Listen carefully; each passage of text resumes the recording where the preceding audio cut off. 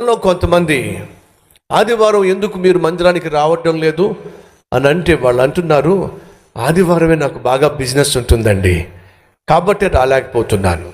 కుప్ప కూలిపోతావు, జాగ్రత్త. ఆదివారం దేవుని సన్నిధికి రావడం లేదు, కారణం ఏమిటి? నాకు ఆ రోజు ఖాళీ ఉండడం లేదండి. రియల్ ఎస్టేట్ వ్యాపారంలో ప్రాముఖ్యంగా ఆదివారం ఎక్కువ కస్టమర్స్ వస్తారండి. ఫుడ్ అండ్ బ్యావరేజెస్లో, హోటల్స్లో, లేకపోతే టిఫిన్ సెంటర్స్లో ఆదివారం ఎక్కువ మంది కస్టమర్స్ వస్తారండి. కాబట్టి నేను ఆదివారం మందిరానికి రాలేకపోతున్నానండి. అమెరికాలో వాక్య పరిచర్య చేయడానికి వెళ్ళినప్పుడు అమెరికా దేశంలో హోటల్స్లో 3వ స్థానం ఉన్నటువంటి ఆ చైన్ ఆఫ్ హోటల్స్, మొదటిగా మెక్డొనాల్డ్, రెండవదిగా స్టార్ బక్స్, మూడవదిగా అమెరికా దేశంలో చిక్ ఫిలే అనేటటువంటి రెస్టారెంట్. మనం ఏ రీతిగా ఈరోజు KFC అని చూస్తున్నామో, మెక్డొనాల్డ్స్ అని చూస్తున్నామో, అలాగే అమెరికా దేశంలో చిక్ ఫిలే అనేటటువంటి రెస్టారెంట్ ఉంది. ఆ రెస్టారెంట్ ఓనర్తో పాటు కలిసి నేను భోంచేసే అవకాశాన్ని దేవుడు నాకు ఇచ్చాడు.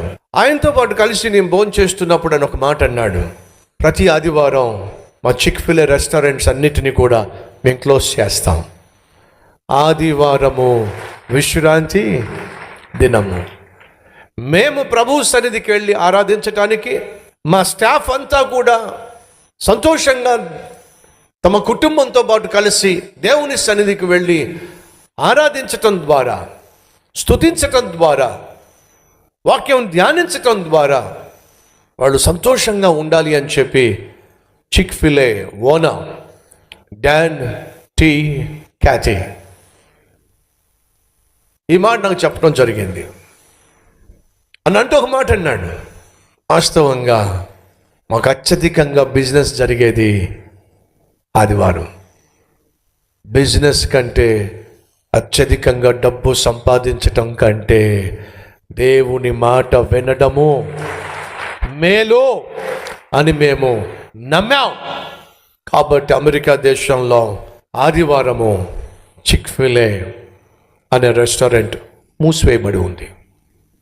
అద్భుతం కాదు? నన్ను గణపరుచు వారిని నేను గణపరుస్తాను అని చెప్పన్నాడు. సంగమా, ఆదివారం దేవుని సన్నిధిలో కనిపించకుండా, దేవుని సన్నిధికి రాకుండా, ఆయనను ఆరాధించకుండా, ఆయన సన్నిధిలో వాక్యము ధ్యానించకుండా నువ్వు ఏ పని చేసినా వర్ధిల్లవు. జాగ్రత్త.